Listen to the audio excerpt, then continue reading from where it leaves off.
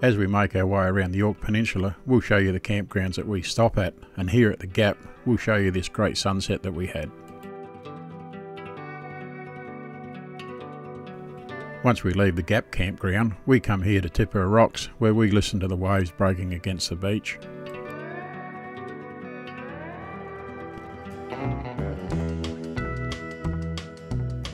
I'm Mick, and this is Sally. Together we've been caravanning Australia since the 1980s, and more recently we started to put the videos together just to show you some of what we see out there. There's a lot to see in Australia, and we hope you enjoy what we have here to show you. You can follow us on our trips via the following social media platforms. If you like the following video, please subscribe to our YouTube channel. Once we got mobile, we left home and headed out to Gawler, where we had an appointment that we had to attend before we went away, so we took the van with us. From there it was up to Port Wakefield and across to Arthurton, and Arthurton was where we first went onto the dirt road. All of the roads that we travelled on during this trip were very good. I don't think it had been very long since the graders had actually run over the road. It was an easy 189 kilometres today, and before long we were soon running into the campground here at the Gap. Being winter time, we were fairly confident that we had enough time and space that would allow us to find any campground that we wanted to go into, and it not being booked out like it normally would be during the summer periods. Yeah, good day everyone, and welcome to another video, and this time we're on the Yorke Peninsula, and beautiful day down here this afternoon. It was raining earlier on when we left. We did a quick detour out to Gawler on our way down here today. We had a few jobs we had to do out there, so we come from Gawler out to here, and a bit of rain on the way, but at the moment, no, it's very nice, so we'll have plenty of this sunshine and very little breeze. All of these campgrounds along the Yorke Peninsula, you need a permit to stay in them, and the Gap is one of those campgrounds that requires that permit. The permits are available from the council, and they do need to be booked online.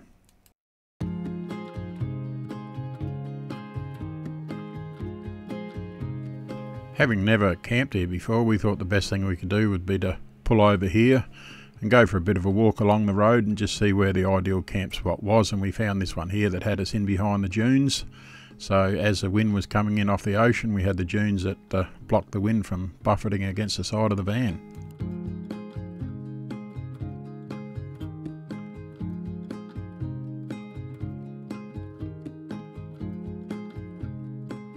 It was only a short walk over the top of the dunes, and you were looking straight out over the ocean.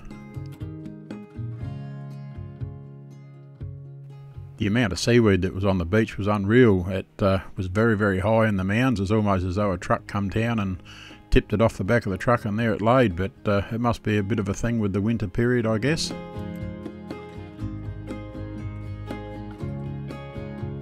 Being winter, of course, it is cold, but oh, it's such a lovely thing to see. You got the green on one side and the blue ocean on the other side. It just makes for the ideal camp spot.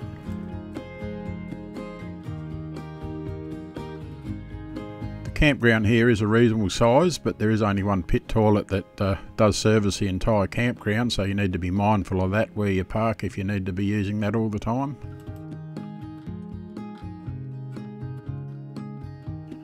At the moment it is our intention to stay on the Yorke Peninsula camping our way around for something like 2 weeks, so at this stage we've purchased a week pass, and that gives us camping for 7 nights. Whether we book 1 week or 2 weeks, per night works out to be the same. It's $100 per week, and if you book individual nights, then it's $20 per night.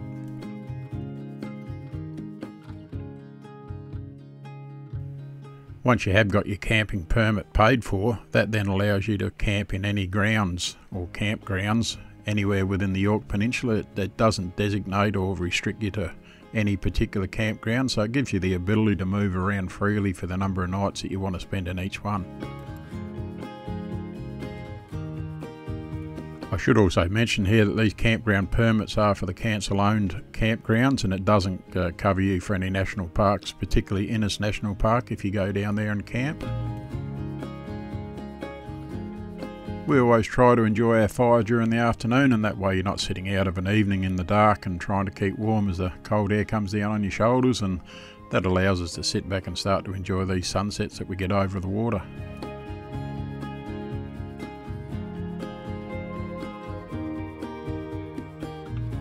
It wasn't a bad sunset, but we had hope for more red in the sky, but you never know what tomorrow will bring.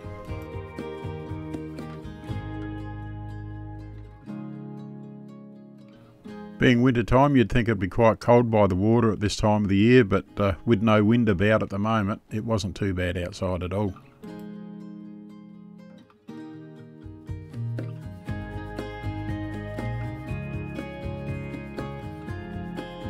Yeah, good morning everyone.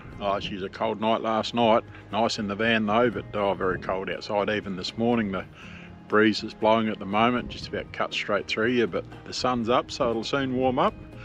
And a lot of the cloud that's up in the sky now is slowly burning off, quite a bit behind me, not much out in front of me. So hopefully the weatherman will be right and we'll have a nice day to go for a few beach walks, and that's about all we're going to do today. What else do you do when you're by the beach but sit back and relax and listen to the waves come in?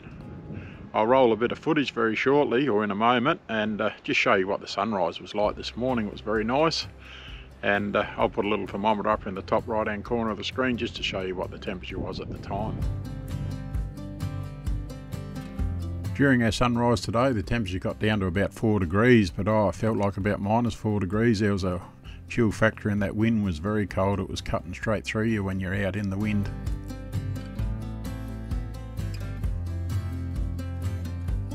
No sooner we were out of bed and we had the gas heater fired up in the caravan to try and get some warmth in. Quite nice inside, but yeah, very cold out.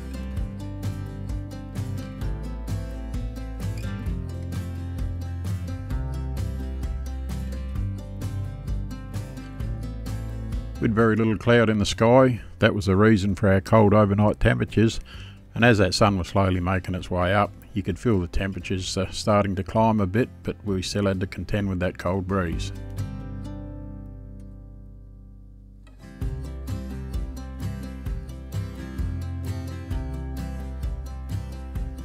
We now had blue skies, so we thought that we'd go down to the beach and go for that walk. And just behind the caravan where we were is this path here, and there are designated paths that take you down to the beach, and it's on these paths that we're all supposed to walk. And there's signs everywhere asking people not to go up over the top of the sand dunes, and that way the sand dunes are protected and it minimises the erosion.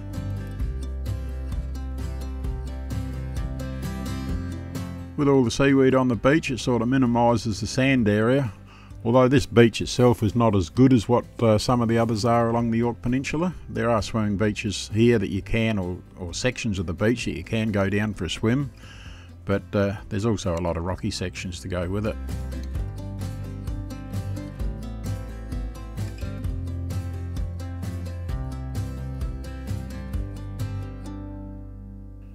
With so much seaweed currently sitting here on the sand, as the tide comes up it floods the seaweed and retains the water, and then as the tide goes out, the seaweed allows the water to go out and run little ruts or little creeks in the sand here, so you have to be very mindful when you're walking along the beach that you don't step down into one of these little washouts.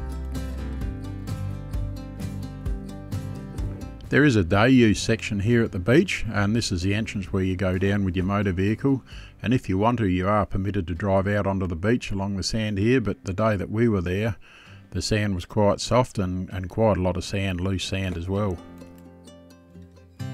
There is a walking trail that takes you around the Yorke Peninsula, and it's called Walk the Yorke, and here we've got drinking water and well, I think it's drinking water. There's a water tank there with tables where you can rest if you're one of those walkers. The water movement along the ground between high tide and low tide isn't a great distance, but it is a reasonable depth, and here you can see at the top of the screen when we look out over the ocean on low water. It was our intention this evening to cook a roast on the Weber, and we do that outside of course, and Unfortunately for us, the wind came up, so we had to move camp, which wasn't such a big imposition really. We just went up the campground probably a couple of 100 metres in front of us, and we got behind this bush here, and that allowed us to sort of get ourselves protected out of the wind. Being nestled in behind that big bush there now at the bottom of the screen, it allowed us to set up our fire pit and enjoy the fire while the roast was sizzling away on the Weber. During our time here at the Gap on our first night, there was 3 campers in total, us being one of them of course. And then for our last night, which was coming up very shortly, we were the only ones here at the campground, although there were some day use people that came in during the day. It was very nice sitting around the fire as the late afternoon moved on to that 5 PM golden hour period. Tonight's sunset certainly did appear to be a little bit nicer and more colourful than what it was the previous night. We thought it was going to get a little bit richer than what it was, but it didn't appear to be the case. So after watching it for a while, and our roast chook was done on the Weber, so it was inside the caravan to enjoy our roast.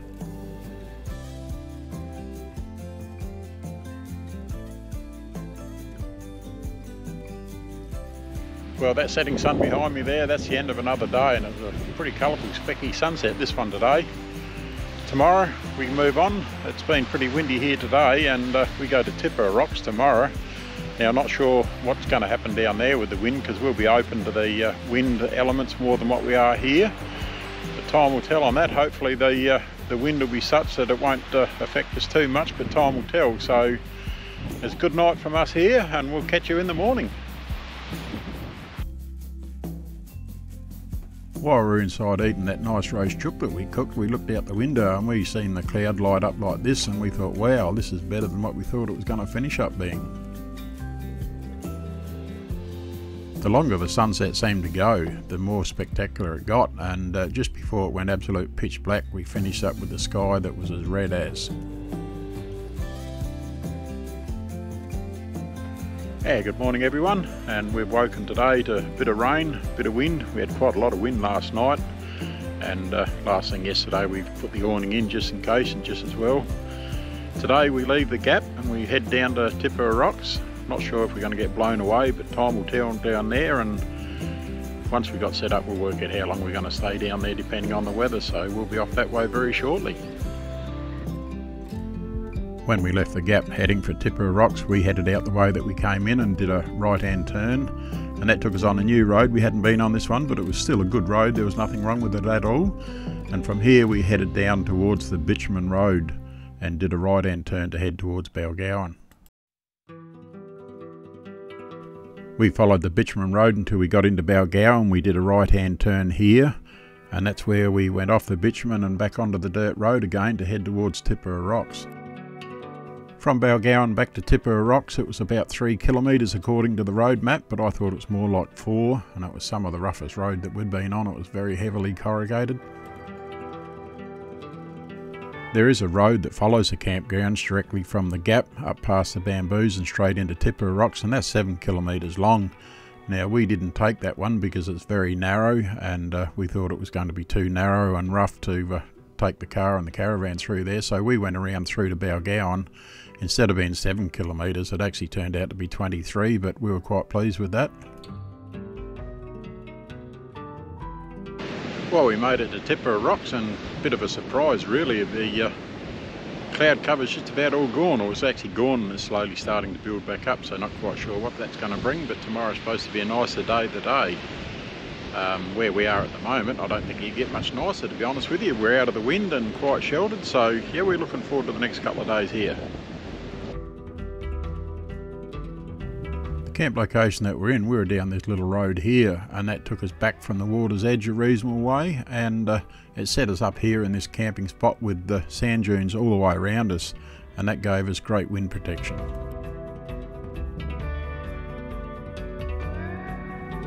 Even though we were back from the water a bit, with the power of the ocean, you could hear it throwing those waves on the sand all day and all night long.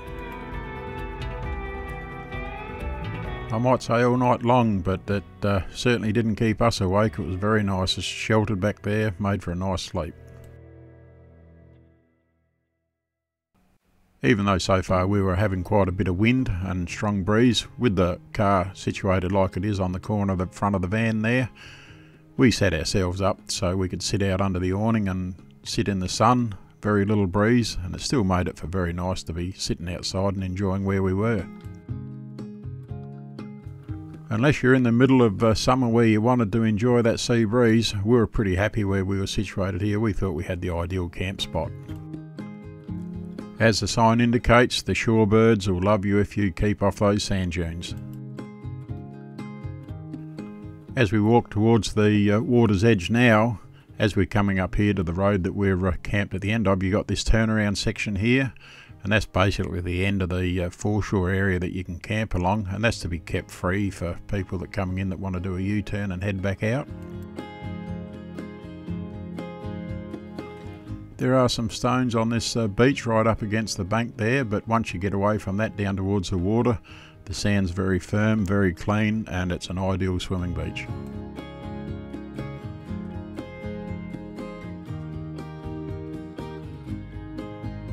It would certainly make for a nice hot summer's day down here swimming and listening to the waves as they're pounding on the beach.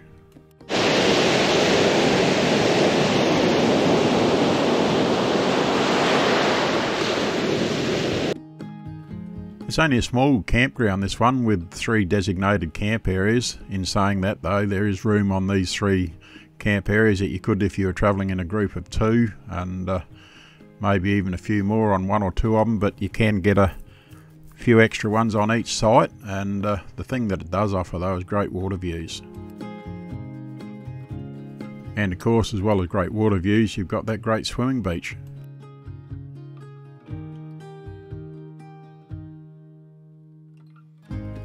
Now looking north along the coast, and up there is the Bamboos Campground, and beyond that is the Gap, which is where we spent our first 2 nights. It was a later part of the day when I walked back down to the water's edge and had a look to see what the water was doing, and it was certainly throwing the waves in hard against the beach, and very pretty with all the white water there and the blue in the background.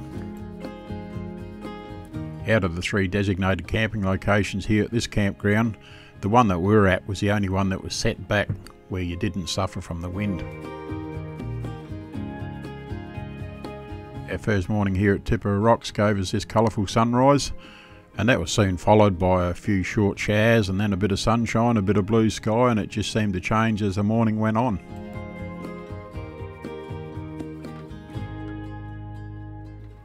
During that sunrise, as we looked out towards the water on the western side, we seen what the sky was bringing there, and that left us with a bit of hope that we're going to be in for a nice day. Yeah, good morning everyone. We had a bit of a wet and windy night last night here at Tiparra Rocks, and we put the awning away before we went to bed last night, and probably just as well makes it a little bit easier to sleep. Just had a couple of people walking past. They've been down trying to fish this morning. I didn't see them carrying too many fish, so maybe more luck later on. Well, this brings an end to this video. We'll get it all put together and finished off and up on the channel tonight to try and get into some sort of routine and getting videos back up there for you. And we're just going to sit around here today and see what the day brings. So until the next video, you take care and look after yourself. If you like the video that you just watched, give us a thumbs up. And if you want to see more of our videos, click on the subscribe button. And once you've done that, change the bell notification to all. That way every time that we do uploads to our YouTube channel, you'll be notified.